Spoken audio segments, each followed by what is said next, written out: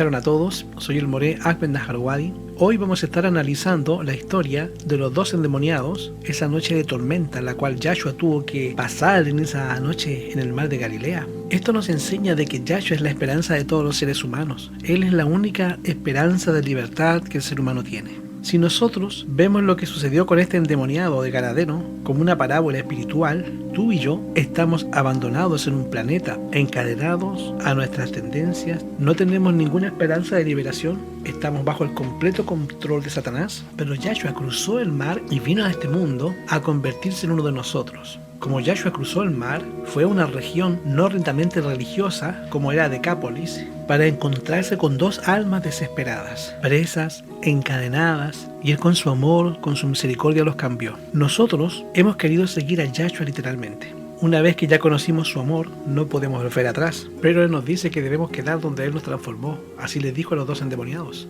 Y no solamente debemos quedar en este planeta, donde Yahshua nos transformó, sino también nos encomendó una misión, como Él le dijo a estos endemoniados: ve y cuenta a otros cuán grandes cosas ha hecho Yahshua contigo. Nosotros también debemos de hacer lo mismo, contar a otros cuán grandes cosas ha hecho el Adón con nosotros. Esta historia de estos dos endemoniados gadarenos está registrada en Marcos capítulo 4, 35 al 41 y Mateo 8, del 23 al 27 y por supuesto en Lucas 8, 22 en adelante. Y esta historia comienza con Yahshua predicando. Yahshua había predicado todo el día. Estaba en la ribera que se encontraba hacia el Mediterráneo. Él predicaba obviamente las buenas nuevas del reino, como era su costumbre, y había no solamente predicado, también había hecho sanidades, había hecho milagros durante todo el día y estaba sumamente cansado. Ahora, Yahshua estaba tan cansado que le pidió a los discípulos que lo cargaran y lo llevaran a la ribera occidental de la región de Decápolis, región de Gadara. Para que tengan una idea dónde pidió Yahshua que lo llevaran, esto es por el mar de Galilea. Ustedes se pueden imaginar, desde Capernaum viajaron y cruzaron a lo largo del mar de Galilea y cruzaron el lago prácticamente hasta la otra ribera. Y Yahshua se queda dormido en la barca y estaba tan cansado. Esta fue la noche de la tormenta. El agua moja a Yahshua y Yahshua no se despierta. Los discípulos gritaban, luchaban contra las olas y Yahshua no se despertaba. Pero su misión, ese deseo de salvar, de hacer la diferencia en las vidas humanas, era mucho más grande que su propio cansancio. Lucas 8:22 dice: entró en una barca con sus discípulos y les dijo: pasemos al otro lado del lago, y partieron, dice la palabra de Yahweh. Y mientras ellos navegaban, él se durmió, y se desencadenó una tempestad de viento en el lago, y se anegaban y peligraban. Esa fue la noche de esta tormenta. Esa tormenta era sobrenatural. No estaba ahí en el lago. Sé también que no es un lago tan profundo, y es muy pequeño, pero el hecho de que se levantaran olas suficientemente altas para amenazar la vida de los que estaban en la barca es algo sobrenatural. El viento, el mar que comenzaron a soplar contra ellos y prácticamente se le estaba haciendo imposible que Yahshua pudiese avanzar dentro de esa tempestad. Entonces se anegaban y ya estaban peligrando y vinieron a él y despertaron: maestro, maestro, perecemos. Despertando, Yahshua se levantó y reprendió el viento y a las olas y cesaron y se hizo una bonanza. Entonces Yahshua se levantó mientras los discípulos quedaban todos mirando sorprendidos de lo que acababa de suceder y les preguntó: ¿dónde está vuestra fe? Y dice la palabra de Yahweh que se atemorizaron y se decían unos a otros: ¿quién es este que aún los vientos y el agua le obedecen? Aquí estamos frente a un acto sobrenatural. ¿Qué es lo que nos viene a la mente? ¿Por qué se levantó una tormenta tan grande y extraordinaria? Tú y yo sabemos la razón. Satanás sabía que Yahshua iba a tratar de encontrarse con esos dos prisioneros, esos dos esclavos que tenía en la otra ribera. Él sabía cuál era el propósito y él estaba cruzando la región de Decápolis, una región de la cual la mayoría de estos habitantes podríamos pensar que estaban fuera del distrito de trabajo del cual Yahshua había enfrentado en su ministerio terrenal. Pero sin embargo, Yahshua tiene una misión muy especial y había dos esclavos de Satanás, dos almas que estaban viviendo su último tiempo de gracia y necesitaban urgentemente la intervención de parte de Yahweh. Y Yahweh tenía una misión para Yahshua y tenía que ir y liberar a estos dos cautivos de Satanás. Y Satanás estaba tratando de evitar a toda costa que esto no sucediera. Satanás también intentó a través de diferentes ocasiones evitar que Yahshua efectuara la obra de salvación. A través de la historia pueden ver ustedes cómo vez tras vez ya Satanás trató de eliminar al pueblo del cual Yahshua iba a nacer. Con las grandes naciones de la tierra, lo intentó con Asiria, con Egipto, en su momento con Babilonia, con Medo-Persia, lo intentó con Grecia y luego lo intentó con el rey Herodes cuando envió los soldados para matar a todos los bebés. Satanás intentando matar a Yahshua, destruirlo antes de que él pudiese llegar a liberarlos. Pero Yahshua enfrentó a Satanás a través de la historia antes de venir a este mundo, y aun cuando estaba en este mundo, de maneras maravillosas, Yahweh proveyó de alguna manera para que nosotros tuviéramos salvación.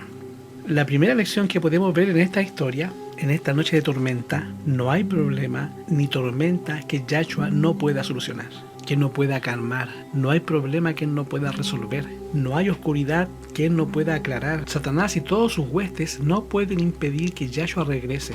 Y esto es lo que nosotros tenemos que entender. Satanás está haciendo una guerra contra nosotros, pero no tenemos nada que temer porque Yahshua está con nosotros. Si él dijo, en el mundo tendremos aflicción, en el mundo hay tormentas, en el mundo hay amenazas. A veces nos da miedo, pero tenemos que recordar que estamos siguiendo y sirviendo al Adón. Y estamos cumpliendo con la parte que nos toca y estamos tratando de llevar adelante la parte que Yahshua nos encomendó. Y vamos a ver su mano poderosa. Si Yahshua permite en algún momento que pareciera que vamos a zozobrar, es por alguna razón muy especial. Alguna vez Pablo naufragó, pero Yahweh, aún ahí en esa circunstancia, lo sacó. Alguna vez un hombre se hundió en la profunda del mar y pensaría que se estaba ahogando y pensaba que se lo merecía porque estaba desobediente. Y estoy hablando de Jonás, y viene un gran pez y se lo come. Y fue y lo depositó en la orilla, cerca de la ciudad a la cual le había mandado encomendar una misión. Yahweh puede hacer milagros. Esto no quiere decir que los va a hacer, pero puede hacerlos. No debemos de temer duda que él puede extender su mano maravillosa, increíble. Por eso los discípulos miraban a Yahshua y decían, ¿quién es este que aún los vientos y el mar le obedecen? Y tú puedes saber que Yahshua, si él manda, no hay nada en el universo que no le pueda obedecer.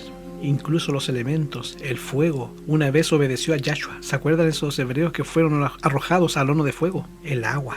En esta ocasión, el viento, el río, la tierra absorbió el agua, los elementos obedecen la voz de Yahshua. Ahora, es curioso que nosotros a veces no queremos obedecer y somos los que vemos los elementos de Yahshua a nuestra vista. Bueno, la historia continúa en los mismos libros, versículo 26 de Lucas capítulo 8. Y arribaron a la tierra de los Gadarenos, que está en la ribera opuesta de Galilea. Y al llegar a tierra, vino a su encuentro un hombre de la ciudad endemoniado.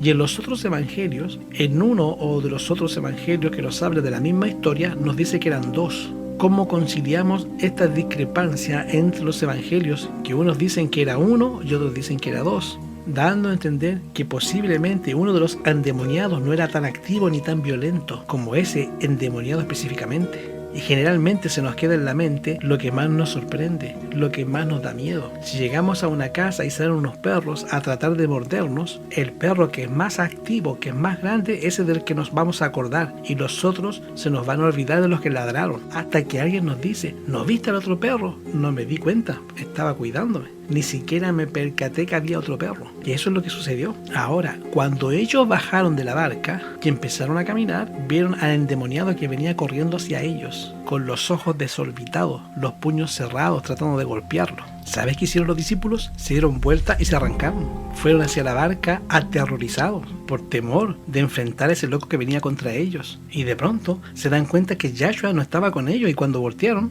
vieron que no solamente no iba con ellos, sino que Yahshua iba caminando hacia ese hombre que venía con los puños cerrados. Y al llegar en la tierra, vino a ese encuentro un hombre de la ciudad endemoniado hace mucho tiempo. La palabra de Yahweh dice, y no vestía ropa, ni moraba en casa, sino que andaba en los sepulcros. Así como tú y yo vivimos en tierra de sombra de valle de muerte. No vivimos exactamente alrededor de los sepulcros, pero si lo pones de punto de vista de otros seres, vivimos al lado de los endemoniados, porque en este planeta hay muchos. Así que este hombre vivía ahí en los sepulcros. El versículo 28 dice, al ver a Yahshua, lanzó un gran grito. Postrándose a sus pies, dijo, ¿qué tienes contra nosotros? Yahshua, hijo del Elohim Altísimo, te ruego que no me atormentes. Cuando el demonio llegó a la presencia de Yahshua, el demonio, imposibilitado para golpear a Mashiach, cayó en tierra y trató de hacer que Yahshua se alejara. Versículo 29, porque mandaba el espíritu inmundo que saliese del hombre, que de hace mucho tiempo se había apoderado de él, y le ataba con cadenas y gritos. Yahshua le preguntó, ¿cómo te llamas? ¿Cuál es tu nombre?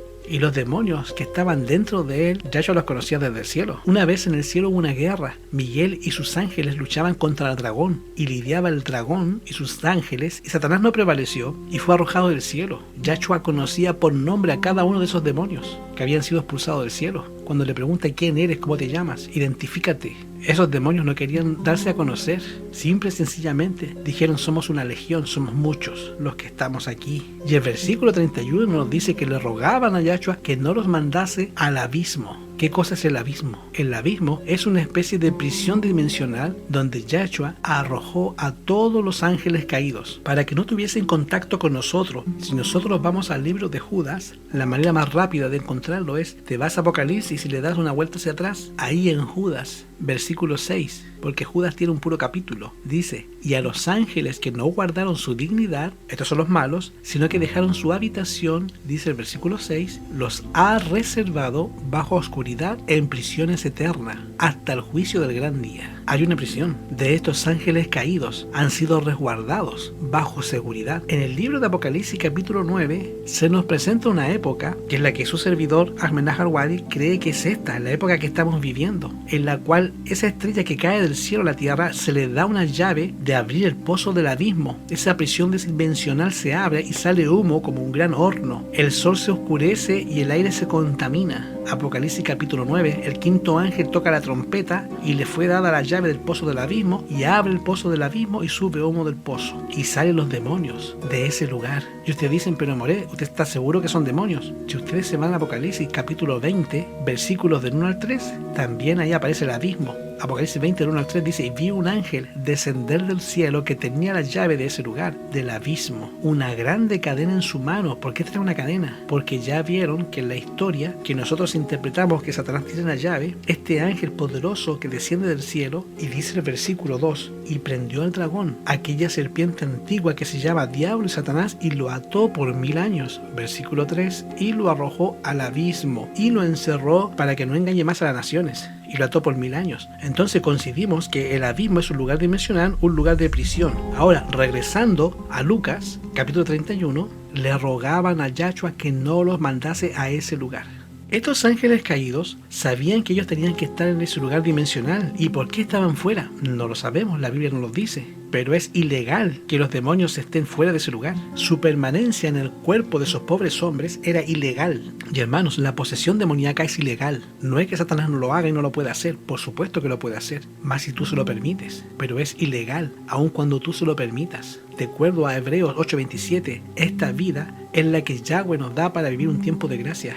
Dice: en la manera que fue establecido los concilios de leyes del universo, así que los hombres está establecido que los hombres mueran una sola vez y luego el juicio. Esta vida es el tiempo de gracia que cada uno de nosotros tenemos, y Yahweh nos ha dado una completa libertad para que podamos tomar una decisión sin ningún tipo de control. La posesión demoníaca, posesionando el cuerpo de un hombre, de una mujer antes que se muera, está prácticamente interviniendo su vida antes de morir. Esa persona no tiene oportunidad de tomar decisiones. La posesión demoníaca es eso. Por eso que Yahshua ha autorizado a los hijos de Yahweh reprenderlos en el nombre de Yahshua. Reprenderlos en el nombre de Yahshua HaMashiach para dar la oportunidad a esas personas de tomar esa decisión con plena conciencia. A estos demonios les rogaban que no los mandase a ese lugar dimensional. Entendamos que los demonios no son legales, ellos no guardan las leyes, ellos no siguen leyes. Satanás no sigue leyes, reglas de conducta. Y ahí había un hato de cerdo que paseaban en ese monte y le rogaban que los dejara entrar en esos cerdos. Entonces Yahshua les deja entrar en esos cerdos, que son animales inmundos. Entonces los demonios salen del hombre y se precipitan sobre esos cerdos y se lanzan al vacío. Y se despeñaron. Satanás pretendía con esto causar una reacción negativa en contra de Yahshua, ya que había tanto amor por el dinero en ese lugar, y esta pérdida inmediatamente iba a cerrar las puertas a Yahshua para predicar. Esto era como una movida de ajedrez. Era como si Satanás hubiese puesto una trampa a Yahshua y Yahshua cayó en la trampa, y automáticamente Satanás parecía que había ganado la partida.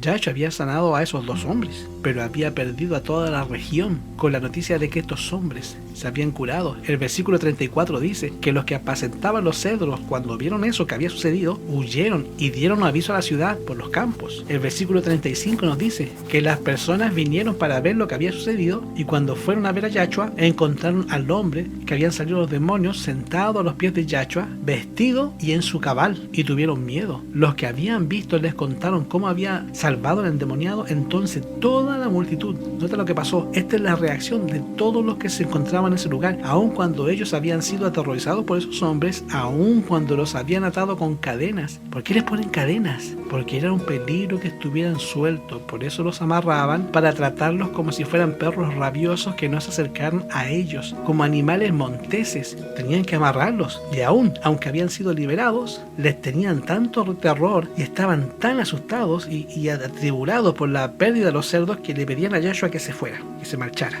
pues tenían gran temor. Y Yahshua entró en la barca y se fue. Pero el hombre del que habían salido los demonios le rogaba que se quedase con él. Entonces Yahshua hizo su movimiento y le dijo, versículo 39, vuélvete a tu casa y cuenta cuán grandes cosas ha hecho Yahweh contigo. Y este hombre, sin estudio, sin educación, que hace unas horas había sido poseído por el diablo, que no conocía absolutamente nada del cielo, que no sabía nada de Yahweh, que no tenía prácticamente ninguna educación, ¿qué podía hacer él? Lo único que podía, hermano, era contar su historia. Ve y cuenta a otros cuán grandes cosas ha hecho Yahweh contigo.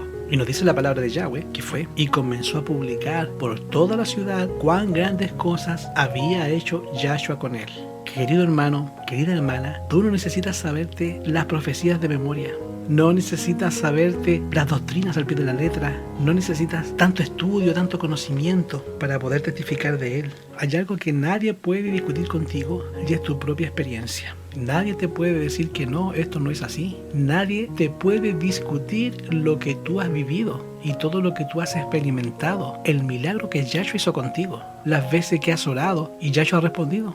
Los milagros que Yahshua ha hecho contigo en algún momento, ese momento en el cual tú te percataste de su presencia, ese es el testimonio que Yahshua espera que tú des. Las vivencias que has tenido a su lado, los pecados que Yahshua te ha perdonado, las veces que Yahshua ha estado contigo, cuando lloraste y fuiste consolado. Esa experiencia es el más preciado tesoro del cual podemos usar para dar testimonio a otros. La predicación, hermanos, es por testimonio. Y Yahshua mandó a un peón a hacer una guerra en un tablero de ajedrez. Ya habían corrido al rey del ajedrez. ¿Y qué fue lo que hizo? Marcos 5:20 dice, y comenzó a publicar en Decápolis grandes cosas, y todos se maravillaban. Después Yahshua regresó de un tiempo a ese lugar. Ni siquiera dejaban que Yahshua se bajara de la barca, porque estaban tan ávidos de recibir milagros y enseñanza, todo por la obra de un hombre que había estado preso, que había estado poseído y que había sido liberado por la fuerza de Yahshua. Esta es la historia del Garadeno, en la que a veces estamos en medio de la tormenta. A veces tenemos que enfrentarnos a la angustia. Y así como Yahshua se encargó de la tormenta y de los demonios,